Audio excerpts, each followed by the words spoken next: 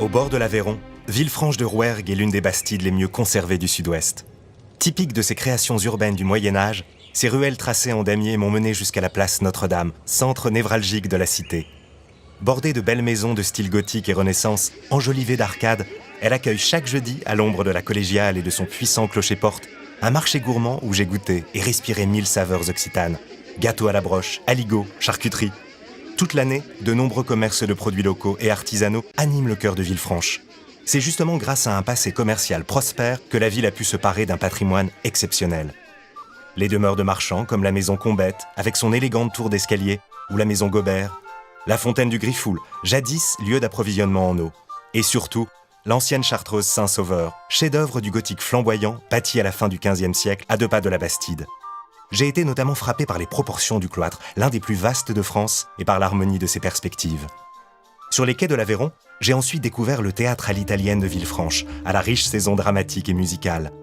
La Bastide peut aussi s'enorgueillir de posséder, au sein de sa médiathèque, la plus grande collection sonore de jazz de France, celle du critique Hugues Panassier.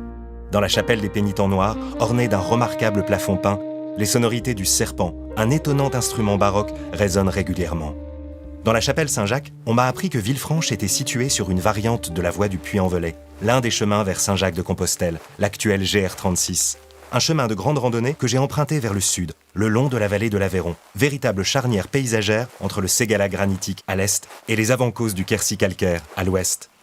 La rivière y a taillé la roche en gorge profonde, que l'on peut découvrir en randonnée à pied ou en VTT, en canoë au fil de l'eau ou encore escalader en varap.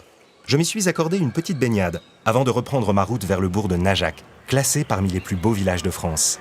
Fondé au XIIe siècle sur un éperon étroit et escarpé, Najac se développe, depuis la place du Faubourg, de part et d'autre d'une longue rue principale, bordée de pittoresques maisons de grès. À l'extrémité du village se dresse l'église Saint-Jean, exemplaire du gothique languedocien. C'est la forteresse royale qui m'a le plus impressionné. Chef-d'œuvre de l'art militaire du XIIIe siècle, elle était entourée à l'origine de 3 enceintes flanquées de grosses tours et surveillait la vallée de la plateforme du donjon, défendue par de hautes archères.